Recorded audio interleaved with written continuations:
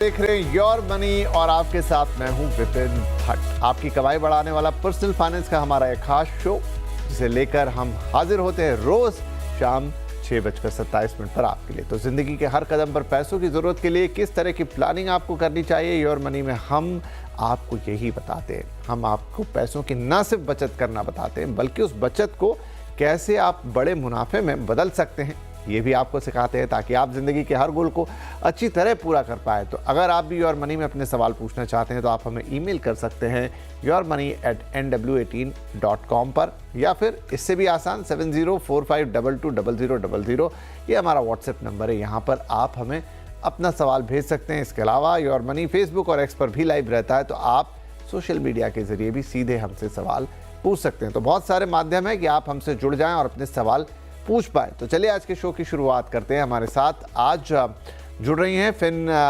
फिनफिक्स research and analytics की founder Prableen Vajpayee. Prableen जी, बहुत स्वागत है आपका। एंड हमेशा की तरह हम दर्शकों के सवालों के जवाब लें उससे पहले एक ऐसे विषय पे चर्चा जिससे दर्शकों को फ़ायदा हो। तो आज हम बात करने जा रहे हैं पोर्टफोलियो ओवरलैप की। तो सबसे पहले तो यही, ये टर्म क्या होता है पोर्टफोलियो ओवरलैप? नमस्कार विपिन जी। हम लोग जब निवेश करते हैं तो हमारा एक बहुत बड़ा उसमें ऑब्जेक्टिव ये होता है कि हमारा निवेश डिफरेंट टाइप के म्यूचुअल फंड्स में हो, डिफरेंट टाइप की एसेट क्लासेस में हो, प्रोडक्ट्स में हो। बिकॉज हम लोग कहीं ना कहीं चाहते हैं कि जितनी हमारी इन्वेस्टमेंट है वहां पे हमें अलग अलग जगह पे जब हमारा निवेश होता है तो हमारा रिस्क कम होता है और हमारे रिटर्न्स अधिक हो सकते हैं। सो एक तरफ हम अधिक रिटर्न के साथ साथ रिस्क को कम करने की कोशिश करते हैं विपिन जी। पर जब हम सिर्फ म्यूचुअल फंड्स की अगर बात करें तो हम वहां पे भी डाइवर्सिफिकेशन के पॉइंट ऑफ व्यू से बहुत डिफरेंट स्कीम्स को जोड़ते हैं। बट अगर हम अंडरलाइंग जितने उनके होल्डिंग्स हैं उन स्कीम्स की उनको ना देखें तो ऐसा कई बार हो जाता है कि अगर आपके पास 3, 4, 5 या 10 म्यूचुअल फंड्स भी हैं तो उनमें से बहुत सारे ऐसे म्यूचुअल फंड्स हो सकते हैं जिनमें बहुत सारी कॉमन होल्डिंग्स निकल के आती हैं। यानी कि आपका पैसा तकरीबन उन्हीं स्टॉक्स में जा रहा है, इवन डिफरेंट फंड्स के थ्रू। इसलिए यहाँ पे जो पोर्टफोलियो ओवरलैप है इसको चेक करना काफी जरूरी हो जाता है, क्योंकि हम सीमिंगली डिफरेंट स्कीम्स में डाल रहे हैं। हमें अपनी तरफ से लगता है कि हमने डिफरेंट कैटेगरी के फंड चुन लिए हैं या हमने डिफरेंट एएमसी के फंड चुन लिए हैं, पर कई बार वो इनफ नहीं होता है। एंड इसलिए कोई भी जब आप पोर्टफोलियो कंस्ट्रक्ट करें या उसका रिव्यू करें, वहां पे पोर्टफोलियो ओवरलैप को जरूर चेक करें। और इसको करने की बहुत जो इम्पोर्टेंट वजह ये है कि अगर हमारे फंड्स के पोर्टफोलियोज एक ही तरीके के स्टॉक्स में जा रहे हैं तो जब तक वहां पे एक अच्छी उछाल है तब तक तो ठीक है विपिन जी। पर कई बार जब करेक्शन देखते हैं या किसी फंड हाउस की परफॉर्मेंस या स्पेसिफिक स्टॉक्स पे हम करेक्शन देखते हैं तो हमें ऐसा लगता है कि हमारे काफी पोर्टफोलियो में जो फंड्स हैं वो इम्पैक्ट होते हैं। इसका एक छोटा सा उदाहरण मैं दूंगी। फॉर एग्जाम्पल, अगर अभी हम देखें तो मोतीलाल फ्लेक्सी कैप और मोतीलाल मिड कैप का जो आपस में ओवरलैप है वो करीबन 62% है। एक्सिस के ब्लू चिप और फ्लेक्सी कैप का ओवरलैप आपस में 52% है। तो with in the same fund house से लेके डिफरेंट फंड हाउस के स्कीम्स का भी काफी अधिक ओवरलैप हो सकता है और इससे हमारी concentration with in the same stocks बढ़ सकती है। तो प्रबलीन जी, ये बात तो समझ में आ गई कि ओवरलैपिंग ऑफ फंड अच्छी नहीं है, फिर कोई मतलब नहीं है, हमारा डाइवर्सिफिकेशन नहीं होता, बस नाम अलग होते हैं फंड्स के। लेकिन अब इसको पहचाना कैसे जाए, कैसे मुझे पता लगेगा कि मेरे जो फंड्स हैं आपस में ओवरलैप्ड हैं? जी विपिन जी, जब हम किसी भी म्यूचुअल फंड को देखते हैं तो सबसे पहले तो उनके हर की फैक्ट शीट आती है। अगर निवेशक जाके फैक्ट शीट्स नहीं चेक कर सकते हैं या उनके पास इतना टाइम नहीं है इस टीडियस एक्सरसाइज को करने का, तो आज के टाइम पे काफी सारे ऑनलाइन प्लेटफॉर्म्स हैं जो ये फैसिलिटी फ्री में देते हैं। तो आप अपनी जो पोर्टफोलियो में जितने मान लीजिए 4 या 5-6 स्कीम्स हैं आप उनको एंटर कर सकते हैं और आपको उनका ओवरलैप वहां पे दिख जाएगा। सो लॉट ऑफ फ्री आपके पास ऑनलाइन ऑप्शंस अवेलेबल हैं। ऐसा करने से आपकी बेटर अलाइनमेंट हो सकती है पोर्टफोलियो की, क्योंकि अगर आपको लग रहा है कि कहीं पे 2 स्कीम्स का पोर्टफोलियो काफी बढ़ रहा है जो ओवरलैप है, तो आप वहां पे चेंजेस कर सकते हैं। और ये अक्सर इसलिए भी हो जाता है विपिन जी, क्योंकि जब कोई स्कीम्स अच्छे करती है, किसी एएमसी की अच्छी करती है ना, तो हमारा कहीं ना कहीं दिल जुड़ जाता है उन एएमसीज के साथ। हमें लगता है कि अच्छा एक्सिस के अच्छे कर रहे हैं तो एक्सिस की और स्कीम्स ले लें, हमें लगता है मिराई अच्छा कर रहा है तो वहां की अधिक जोड़ लें।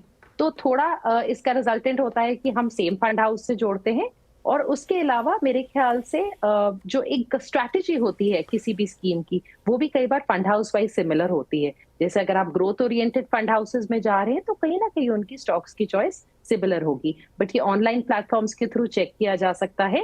एंड मेरे ख्याल से ये करना in the beginning as well as अगर आप 6 मंथली या ईयरली रिव्यू कर रहे हैं विपिन जी, वहां पे बहुत अच्छा है। इससे आपका रिस्क भी अच्छे से मैनेज हो सकता है पोर्टफोलियो का।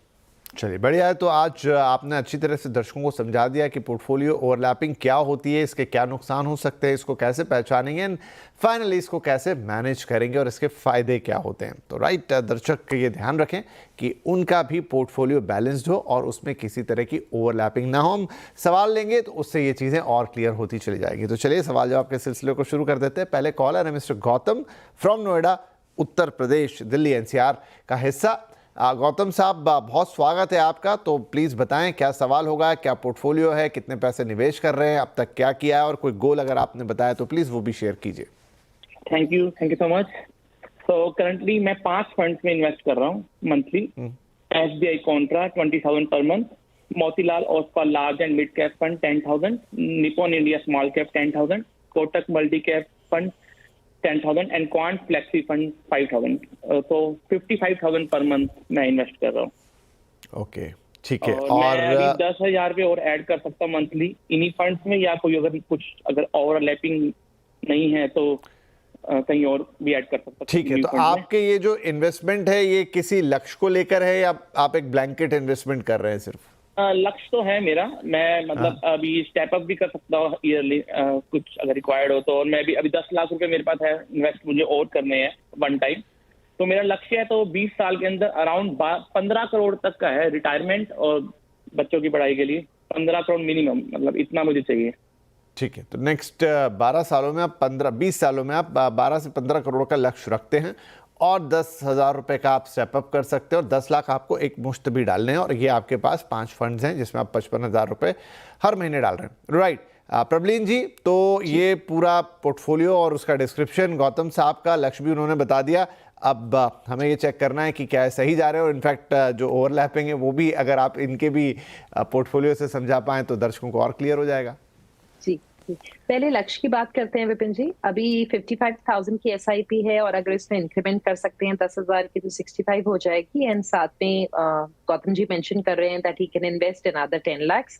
तो इनके पास ऑलरेडी मेरे ख्याल से जो करंट वैल्यू है वो 18 लाख के करीब है। जो करंट इन्वेस्टमेंट्स हैं उससे अगर हम 12 करोड़ का लक्ष्य लेके चलें तो थोड़ा सा चूकेंगे।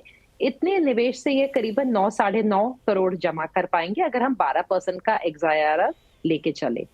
अपने टारगेट को रीच करने के लिए अपनी SIP को इनको बढ़ाना पड़ेगा। स्टेप अप कर सकते हैं 10% से 12 करोड़ पहुंचने के लिए, या फिर अपनी SIP को करीबन 28,000 से बढ़ाएं। अगर और थोड़ा इनका लक्ष्य आगे हो जाता है करीबन 15 करोड़ का, तो स्टेप अप का अमाउंट ये और अधिक कर सकते हैं, 15% तक लेके जा सकते हैं। एंड जैसे जैसे टाइम होगा आई एम श्योर उनकी अर्निंग भी बढ़ेगी। सो आपकी अर्निंग्स के साथ हमारा लाइफस्टाइल भी एक्सपैंड होता है विपिन जी। तो आई थिंक जरूरी है कि वैसे भी हम अपने निवेश को साथ साथ जरूर बढ़ाएं, सो दैट हम इन्फ्लेशन के साथ साथ अपने जो एक एलाबोरेट होता चला जाता है हमारे एक्सपेंसेस लाइफस्टाइल के, उनको भी केटर कर पाएं।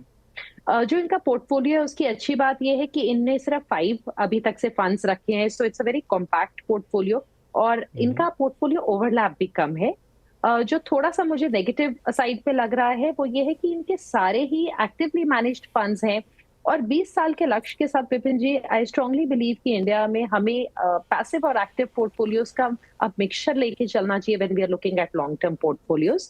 तो फॉर द टाइम बिंग मेरी सलाह होगी, क्योंकि इनके पास कोई क्लियर कट मिड कैप से फंड नहीं है, तो मेरी सलाह होगी अभी के लिए एक मिड कैप पैसिव फंड जोड़ सकते हैं 150 इंडेक्स फंड किसी भी क्रेडिबल फंड हाउस से, मोतीलाल, ICICI, SBI, निपॉन, सबके पास ही अवेलेबल है। सो एक एडिशन वो हो सकती है अभी के लिए। एंड गोइंग फॉरवर्ड मेरे ख्याल से इनको एक लार्ज कैप में भी इक्वल वेट निफ्टी का इंडेक्स फंड जोड़ना चाहिए। पर आई थिंक क्योंकि इनके पास काफी एक्टिवली मैनेज फंड्स हैं जिनके पास already large cap exposure decent है, अभी रिक्वायरमेंट नहीं है, एक मिड कैप का एडिशन अभी हो सकता है जी। और उनको जो 10 लाख रुपए एक मुश्त डालने थे मेरे ख्याल से विपिन जी इसको बिकॉज अगेन लॉन्ग टर्म का ही पोर्टफोलियो है, तो इनकी जो एग्जिस्टिंग स्कीम्स हैं उनमें थोड़े कम रेशो में और अपने मिड कैप का अगर फंड ऐड करते हैं उसमें थोड़े अधिक मात्रा में डाल दें, पर आप एसटीपी कर सकते हैं बिकॉज अभी भी मिड कैप्स में हमने देखा है कि करेक्शन आई है, पर उतनी ज्यादा स्ट्रेट फॉरवर्ड नहीं है और उतना ज्यादा स्टीप नहीं है। तो आप 50% डायरेक्टली उसमें कर दीजिए, 50% आप एसटीपी के थ्रू कर सकते हैं, बाकी का जितना मिड कैप में एलोकेट करेंगे। ठीक है जी, तो गौतम साहब क्लियर है। एक तो जो थोड़ा सा आपका एक्टिव फंड्स हैं सारे के सारे, तो वहाँ एक्टिव पैसिव का कॉम्बिनेशन मैम ने आपको बता ही दिया है, प्लस कितनी एसआईपी इंक्रीज करनी है वो भी हो गया। और आप बाकी के जो ये 10 लाख रुपए हैं इनको भी अपने ही इन्हीं फंड्स में आप डिस्ट्रीब्यूट कर सकते हैं। तो ऐसा करके आप 12 करोड़ रुपए का आपका लक्ष्य, हालांकि आपने सवाल में उसे 15 किया, लेकिन हम 12 के हिसाब से आपको कैलकुलेशन दे रहे हैं। तो 93,000 का आप जो एसआईपी करेंगे उससे आपको अगले 20 सालों में 12 करोड़ रुपए का लक्ष्य प्राप्त हो जाएगा। बहुत बहुत शुभकामनाएं हमारी तरफ से। और बढ़िया था आपका सब कुछ, लेकिन उसमें जो वैल्यू ऐड करनी थी, जो करेक्शंस करने थे, वो प्रबलिन मैम ने कर दिए हैं। हम आगे बढ़ जाते हैं फिर। दिव्यम अग्रवाल दिल्ली से हमारे साथ फोन लाइन पर जुड़ गए हैं। दिव्यम, बहुत स्वागत है आपका। क्या सवाल है? ये सवाल है कि अगर जैसे हमारे किसी की 25 करोड़ की उसकी है, मतलब वो चाहते हैं कि अपना 25 करोड़ रुपए कमाना चाहते हैं 10 से 15 साल में, तो वो कौन से फंड में क्या कितना इन्वेस्ट करना चाहिए? पर मंथ करना चाहिए या लमसम लगाना चाहिए? तो उसके हिसाब से कितना रहना चाहिए? अच्छा, 25 करोड़, लेकिन एक बड़ी रकम है, तो कुछ आपका होगा कि मैं इन 25 करोड़ का करूंगा क्या? कुछ प्लान बनाया आपने? क्यों चाहिए आपको 25 करोड़ रुपए? 25 करोड़ लगा सकते हैं कि for future planning, for home purchase. क्या करेंगे इतने पैसे का? क्या करिएगा दिव्यम जी? 25 करोड़ बहुत होते हैं। चलिए कोई बात नहीं। खैर, आपने एक बहुत ही अम्ब्रेला सवाल पूछा है कि 12 से 15 साल में आपको 25 करोड़ रुपए चाहिए और उसके लिए आपको क्या एसआईपी करनी होगी, एक मुश्त डालना है तो कितना डालना होगा। ठीक है, अच्छे फंड्स यहाँ सजेस्ट करने की कोशिश करेंगे। तो प्रबलीन जी, एक बड़ा अमाउंट चाहिए, हालांकि बहुत इन्होंने माइक्रो अपने टारगेट्स नहीं बनाए हैं। एक अम्ब्रेला टारगेट है कि बस चाहिए और उससे जीवन चलेगा, उसमें अलग अलग चीज़ें होंगी, तो इतने सालों में मुझे इतना पैसा चाहिए। क्या सलाह देंगे हम इन्हें? जी हाँ जी, काफी इस टाइम पे मोटा ताजा टारगेट बनाए दिव्यम जी ने। सो 25 करोड़ इन 12 ईयर्स। जैसे जैसे साल हमारे बढ़ेंगे, ऑब्वियसली विपिन जी इजियर है इस टारगेट को अचीव करना। पर अगर अभी हम 12 साल का लेके चले टारगेट पीरियड, तो इनको काफी बड़ी रकम इस टाइम पे लमसम में डालनी होगी, करीबन 6.5 करोड़। अगर वो नहीं है तो इनको 7.5 लाख की, करीबन 7.7 इनफैक्ट लैक्स की मंथली एसआईपी करने की रिक्वायरमेंट है, अगर इस गोल को 12 साल में अचीव करना है। 15 साल में अगर करना है तो हमारी रिक्वायरमेंट कम हो जाती है, हम करीबन 4.9 to 5 लाख मंथ की रिक्वायरमेंट से इसको पूरा कर सकते हैं, या फिर आज की तारीख में आपको लमसम डालना पड़ेगा करीबन 4.5 करोड़। और ये सारी कैलकुलेशंस विपिन जी हम 12% एक्सआईआरआर पे कर रहे हैं। और ये मेरी गुजारिश भी होगी कि शायद कुछ जो व्यूअर्स हैं उनको लगे कि हमारे पोर्टफोलियोज में तो 20-22-30% के एक्सआईआरआर आ रहे हैं और हम 12 पे क्यों कर रहे हैं। पर हम एक लॉन्ग टर्म लेके चल रहे हैं मार्केट्स का ट्रेंड उसके हिसाब से, सो हम सिर्फ लास्ट के 2 या 3 इयर्स के रिटर्न्स देख के कोई भी कैलकुलेशन ना करें। बट अगर यही लक्ष्य हमारा 20 साल तक हम स्ट्रेच कर देते हैं, तब करीबन 2.5 लाख की मंथली एसआईपी से ये संभव है। एंड उसके साथ बढ़ना अबाउट 2.6 करोड़ का आज की तारीख में निवेश। तो जितना हमारा समय बढ़ता है, ऑब्वियसली वहाँ इन्फ्लेशन का भी असर है, तो इसकी डिस्काउंटेड वैल्यू भी कम हो जाएगी विपिन जी, बट आसान हो जाएगा। एंड मेरी राय होगी कि दिव्यम जी सेपरेटली अपने सारे गोल्स की प्लानिंग करें, जैसे चाइल्ड एजुकेशन, रिटायरमेंट। आज के टाइम पे आप देखिए, आपके सपोज बच्चे ने कॉलेज जाना है, कितना चाहिए होगा, तो आज से 15 साल बाद मान लीजिए कि कितना इन्फ्लेशन एडजस्टेड फिगर आपको चाहिए। लाइकवाइज आपकी रिटायरमेंट प्लानिंग, आप एक ब्लैंकेट फिगर मत लेके चलिए, क्या पता ये कम हो, क्या पता अधिक हो। सो डेफिनेटली आप सिलेक्टिवली अपने गोल्स के हिसाब से चलिए, मतलब 1 by 1। एंड जो आपका पोर्टफोलियो मिक्स होना चाहिए, to begin with large cap में पैसिव फंड, मिड कैप में एक passive fund, and active fund में आप एक स्मॉल कैप और एक मल्टी कैप ले सकते हैं। इसके साथ एक स्ट्रैटेजी इंडेक्स फंड आप जोड़ सकते हैं। सो आई थिंक ये 5 फंड्स के साथ एक पोर्टफोलियो का इस टाइम पे आपका क्रिएशन हो सकता है। जी, तो काफ़ी क्लियरली आपको दिव्यम साहब बता दिया मैम ने कि क्या करना है। मैं उसमें बस एक ही बात को दोबारा बोलना चाहूँगा कि उन्होंने भी वही बात कही कि आप अपने गोल्स को थोड़ा डिवाइड कीजिए, एकदम ब्लैंकेट गोल लेके मत चलिए, क्योंकि उससे आपको एक विजिबिलिटी मिलेगी। और अच्छी बात है ज़्यादा से ज़्यादा पैसे बचाना और फिर उनको बढ़ाना भी, लेकिन आज का भी जो आपका जीवन में महत्वपूर्ण है, माफ़ी चाहूँगा, हमें नहीं पता कि आपकी आय कितनी है और आप कितना निवेश कर सकते हैं, तो अच्छी बात है, जितना बड़ा कर पाएँ उतना बढ़िया है, लेकिन आज को भी कंप्रोमाइज़ ना करें, बढ़ाएं, बेहतर होगा। छोटे छोटे गोल्स में तोड़ दें उस चीज़ को, तो आपको क्लैरिटी मिलेगी कि एग्जैक्टली आपको कितने पैसे लगाने हैं, कितने पैसे बचाने और कितने आप अभी इस्तेमाल कर सकते हैं। चलिए, इसी के साथ हमारे लिए वक्त हो गया एक छोटे से ब्रेक का, लेकिन कुछ और ऐसे इंटरेस्टिंग पोर्टफोलियोज हम ब्रेक के बाद भी बातचीत करेंगे। Welcome back. योर मनी में हम कर रहे हैं आपकी फाइनेंशियल प्लानिंग और प्रबलीन वाजपेयी हमारे साथ बनी हुई है उसमें आपका साथ देने के लिए और आपको एक बेहतर फाइनेंशियल प्लानिंग देने के लिए, ताकि आप अपनी बचत का अच्छा इस्तेमाल करें। तो अब हमारे अगले कॉलर मिस्टर हर्ष जैन जुड़ गए हमारे साथ, मुंबई से कॉल कर रहे हैं। हर्ष जी, गुड इवनिंग, और क्या सवाल रहेगा आज? सर गुड इवनिंग, बताएं। मेरा सवाल यह है, मेरे 3 SIP चल रहे हैं अभी, Parag Parikh flexi cap, Motilal Oswal mid cap और टाटा स्मॉल कैप। तीनों में 10-10 हजार की SIP कर रहा हूँ मैं, 30 हजार की। ओके। मुझे 25,000 से मेरी SIP को और बढ़ाना है, तो क्या मैं इसी फंड में अपनी SIP को बढ़ाऊं या मुझे कोई नए फंड्स ऐड करने चाहिए? अगर नए फंड्स कोई ऐड करने तो क्या मुझे वो फंड का सजेशन मिल सकता है, कौन से फंड में मैं इन्वेस्ट कर सकता हूँ? साथ ही में मैंने लमसम इन्वेस्टमेंट किया है HDFC flexi cap, JM flexi cap, quant large cap, Nippon small cap, Kotak emerging equity. Total मेरा पोर्टफोलियो का वैल्यू 11 लाख है। मुझे टोटल 3 करोड़ 15 साल में करने हैं। अच्छा, आपने ये जो 4 फंड आखिरी में नाम लिए, इसमें आपने कहा आपने लमसम पैसा डाला है और आपको 3 साल में 15 साल में 3 करोड़ करने हैं और पोर्टफोलियो वैल्यू इस वक्त 11 लाख है, ठीक है? राइट। तो प्रबलीन मैम, इनका पोर्टफोलियो भी हमारे सामने है, ये कितनी वैल्यू इंक्रीज करना चाहते हैं, लमसम वो भी उन्होंने बता दिया। तो फाइनली 15 साल में आगे 3 करोड़ रुपए का लक्ष्य हासिल करना है। आज की तारीख में पोर्टफोलियो वैल्यू है 11 लाख जी। तो विपिन जी, अगर ओवरऑल SIP इंक्रीज हो जाती है करीबन अभी 50,000 के करीब की अगर हम लेके चलें और हम 15 साल का होराइजन अगर ले लें, तो 3 करोड़ का इनका जो लक्ष्य है वो अचीव हो सकता है, जो करंट पोर्टफोलियो वैल्यू है इन अबाउट 50,000 की SIP से। सो मेरे ख्याल से इतना हर्ष जी के लिए पॉसिबल होगा करना। सो जो गोल है दैट इज अचीवेबल। और आज से 15 साल बाद अगर हम देखेंगे तो ये जो 3 करोड़ का इनका लक्ष्य है, इसकी आज के टाइम पे अगर हम देखें तो आज के करीबन 1.25 करोड़ के करीब की इसकी वैल्यू होगी in terms of purchasing power.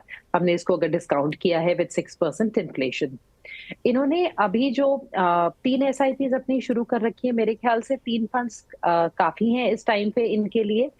एक लार्ज कैप में ये एक इक्वल वेट निफ्टी की स्ट्रैटेजी ले सकते हैं और अधिक एक्टिव फंड्स बहुत ज्यादा ना बढ़ाएं, बिकॉज जो इन्होंने छोटा छोटा अमाउंट अभी डाल भी रखा है वो फिर बहुत ज्यादा 3 फंड्स ओवरऑल इनके फ्लेक्सी कैप से हो जाएंगे, मिड कैप में डबल हो जाएगा। सो मेरे ख्याल से अगर इनको अगर अब एडिशनल इन्वेस्टमेंट करना है तो वो किसी पैसिव स्ट्रैटेजी में करे, तो उसके लिए ऑप्शंस हैं कि हमारा लार्ज कैप इंडेक्स कर सकते हैं, वरना एक लार्ज मिड 250 इंडेक्स फंड का भी चुनाव कर सकते हैं, oblique strategy index fund. So definitely जो करंट पोर्टफोलियो है उसी को कंटिन्यू रखें जिसमें SIPs जारी हैं, एंड उसको कॉम्प्लीमेंट करें आप एक पैसिव फंड के साथ, एंड उससे अधिक फंड्स की इस टाइम पे रिक्वायरमेंट नहीं है। ठीक है, चलिए, लेकिन बस इसमें एक बात मैं ध्यान दे दूँ, अगर आप हर्ष साहब ध्यान रखें, बाकी मैम ने आपको सब समझा दिया, प्रबलीन जी ने, लेकिन ये ज़रूर याद रखिएगा कि आप जो 3 करोड़ लेके चल रहे हैं आज की तारीख में, उसकी उस समय जो वैल्यू होगी मनी की वो आज के 1.25 करोड़ के बराबर होगी। तो ये बात ज़रूर ध्यान में रखिएगा कि इन्फ्लेशन उस आपके पैसे को ऑलमोस्ट 1/3 कर देगी और उस समय के खर्चों को 3 गुना बढ़ाएगी। तो ये ध्यान में रखिएगा कि क्या ये आपके लिए पर्याप्त होंगे। बाकी चीज़ें प्रबलीन जी ने आपको बता दी हैं। अगला एक ईमेल है, फटाफट ले लेते हैं। विवेक कुमार बघेल साहब का उत्तर प्रदेश से, और आप कहते हैं 33 साल आपकी उम्र है, 16,000 रुपये की मंथली SIP आप करते हैं, इसके अलावा पोर्टफोलियो की वैल्यू 92,000 रुपीज़ है आज की तारीख में, और 20 साल में 5 करोड़ का लक्ष्य आपने रखा है। जो फंड्स हैं वो मैं बता देता हूँ। HDFC BSE Sensex index fund में 5,000 रुपये आप पर मंथ डालते हैं, पराग पारिक फ्लेक्सी कैप में 3, मोतीलाल ओसवाल मिड कैप में 3, एक्सिस निफ्टी स्मॉल 50 में 2,500 रुपये और ABSL PSU इक्विटी में भी 2500 रुपये। तो इस तरह से आपका पोर्टफोलियो बना हुआ है, उसका मिक्स है। मैम थोड़ा सा एम्बिशियस लग रहा है, 16,000 की मंथली SIP में 20 साल में बन जाएंगे क्या 5 करोड़? नहीं विपिन जी, इसकी मैं एक सिंपल कैलकुलेशन बता देती हूँ कि अगर हम लोग 12% का रिटर्न लेके चलते हैं, तो अगर हम 20 साल का टेन्योर लेके चले, तो आप ये मान लीजिए जो भी आपका लक्ष्य है, मान लीजिए आपका 5 करोड़ का लक्ष्य है, तो आपको करीबन 50,000 की SIP करने की रिक्वायरमेंट होगी। तो मतलब निवेशक ये खुद भी कैलकुलेट कर सकते हैं। अगर 20 साल में उनका 3 करोड़ का लक्ष्य है, तो उनको करीबन 30,000 की SIP करने की रिक्वायरमेंट है, 12% रिटर्न्स। अभी क्योंकि ये 16,000 की कर रहे हैं, तो इनको अपना SIP अमाउंट ऑलमोस्ट 50,000 तक लेके जाना पड़ेगा, बिकॉज जो इनका लमसम है वो अभी बहुत ही छोटा है, जो करंट पोर्टफोलियो साइज है। तो इनका पोर्टफोलियो जो SIP है वो डेफिनेटली इंक्रीज करने की जरूरत है। अगर विपिन जी एक साथ नहीं कर सकते, बिकॉज हमारी एकदम से नहीं कई बार इनकम उतनी होती है, तो कोई घबराने की जरूरत नहीं है, बिकॉज टाइम लंबा है। ये 10 से 11% का अगर स्टेप अप कर लेंगे हर साल अपनी SIP में, तो भी अपना लक्ष्य पा लेंगे। एंड आज से जो 20 इयर्स के बाद 5 करोड़ की वैल्यू आज के करीबन 1.5 करोड़ के करीब होगी। इनका जो पोर्टफोलियो है वो ठीक है, इसमें 2 पैसिव फंड्स हैं, एक लार्ज कैप और एक स्मॉल कैप का पैसिव है, और उसके साथ इनने एक मिड कैप एक्टिव फंड और एक फ्लेक्सी कैप जोड़ा है, which is okay. PSU fund थोड़ा सा थेमेटिक हो जाता है, बट क्योंकि वो लार्ज कैप सेंट्रिक है, उसको कंटिन्यू कर सकते हैं, पर उसमें बहुत ज्यादा अपनी इन्वेस्टमेंट ना बढ़ाएं। बाकी फंड्स को अपना कोर लेके चले और उसमें अपना इन्वेस्टमेंट अमाउंट इंक्रीज कर सकते हैं जब अपनी SIP इंक्रीज करेंगे तब। ठीक है, तो विवेक जी फिलहाल तो आपका मेल लिया, आई होप आपको अपने सवाल का जवाब मिल गया होगा। अगर आप हमें देख रहे हैं, नहीं तो आप हमारे सोशल मीडिया प्लेटफॉर्म्स पर जाकर भी अपना ये सवाल सुन सकते हैं, इसका जवाब ले सकते हैं, ये हम वहाँ पर भी पब्लिश करते हैं। राइट, एक फटाफट ईमेल और ले लेते हैं। This is from Manju ma'am, Indore से इन्होंने भेजा है। इंदौर जयपुर दोनों नाम लिखे, माफ़ कीजिए मंजू, इंदौरा आपका नाम है और जयपुर से आपने भेजा है। मंथली SIP है 19,000 रुपये की। पोर्टफोलियो की वैल्यू आज की तारीख में 1,80,000 है। 10 से 15 साल में कितना कॉर्पस बन जाएगा ये जानना चाहती हैं। इनके मौजूदा निवेश थे, जो निवेश में पोर्टफोलियो मिक्स है वो भी देख लेते हैं। महिंद्रा मैन्युलाइफ मल्टी कैप में 2,000, निपॉन इंडिया इनोवेशन में 2, क्वांट फ्लैक्सी कैप में 2, क्वांट लार्ज और मिड कैप में 2 और क्वांट स्मॉल कैप फंड में 2,000। इसके अलावा भी और इन्होंने बंधन ELSS टैक्स सेवर में 1,000 रुपये, बंधन निफ्टी IT इंडेक्स, बहुत लंबी चौड़ी लिस्ट है मैम, तो काफ़ी ज़्यादा आई थिंक इसमें 10 से 13 के आसपास इन्होंने अपने फंड में इन्वेस्टमेंट कर रही हैं ये। तो क्या इतना बड़ा पोर्टफोलियो रखना चाहिए इतना वेरी करते हुए? और दूसरा कि 10 से 15 साल का जो कैलकुलेशन है वो हम इन्हें बता देते हैं। बिल्कुल विपिन जी, सबसे पहले तो मेरे ख्याल से जो इनका भी पोर्टफोलियो साइज है उसके लिए 13 फंड बहुत ज्यादा अधिक है, और मेरे ख्याल से अगर ये 13 करोड़ का भी पोर्टफोलियो हो बने कल को, तो भी इतने ज्यादा हमें फंड्स की रिक्वायरमेंट नहीं है। तो इवन एक फ्यूचरिस्टिक पॉइंट ऑफ व्यू से अगर हम देखें कि पोर्टफोलियो साइज बड़ा होता जाएगा, तो भी इतने फंड्स का रिक्वायरमेंट नहीं है। प्लस इनका जो अभी पोर्टफोलियो, उसमें 4 तो थीमेटिक फंड्स हैं, तो थीमेटिक फंड से तो आप प्लीज थोड़ा मतलब दूर रहना चाहिए विपिन जी, बिकॉज आप खुद भी समझेंगे कि मार्केट्स में कई बार entry exit specially thematic funds में बड़ा क्रूशियल होता है, और वहां पे डिसअपॉइंटमेंट हो सकती है निवेशक को। तो अपना कोर आप प्लीज पहले बिल्ड करिए। मेरी राय होगी कि आप अपने फ्लेक्सी कैप में 1 रख के चलिए, 1 आप अपने लार्ज मिड में रख के चलिए। तो फ्लेक्सी में आप NJ कर लीजिए, लार्ज मिड में आप SBI कर लीजिए, क्योंकि आपके पास क्वांट के काफी फंड्स हो रहे हैं। स्मॉल कैप में आप क्वांट कर लीजिए। आपको मेरे ख्याल से ELSS की रिक्वायरमेंट नहीं होगी, स्पेशली बिकॉज आप सिर्फ 1,000 का इन्वेस्टमेंट कर रहे हो टैक्स सेवर में, उसको आप हटा दीजिए, और उसके साथ आप अभी अपने मल्टी कैप को कंटिन्यू कर लीजिए। तो ये करीबन 4 एक फंड के साथ आप अभी अपना पोर्टफोलियो आगे बढ़ाइए, और उसके बाद मेरे ख्याल से जब आप थोड़ा सा क्लीन अप कर ले, फिर एक बार आप जरूर वापस रिव्यू कराइए, सो दैट हम तब आपको सलाह दे पाए कि आप इसमें और क्या ऐड कर सकते हैं। पर इस टाइम पे आपके पोर्टफोलियो की क्लीन अप को डेफिनेटली बहुत जरूरत है। एंड 10 इयर्स में आप करीबन 50 लाख और 15 साल में आप 1 करोड़ बना पाएंगे अपने पोर्टफोलियो के साथ। अगर आप थोड़ा सा स्टेप अप कर ले 10% तक का, तो आप 15 साल में करीबन 1 करोड़ की जगह 1.75 करोड़ तक बना सकते हैं 12% के अज्यूम रिटर्न्स पे। तो डेफिनेटली स्टेप अप करिए, और अपने पोर्टफोलियो जो नंबर्स हैं उनको करीबन 4 पे लाके अभी के लिए आप खड़ा कर दीजिए।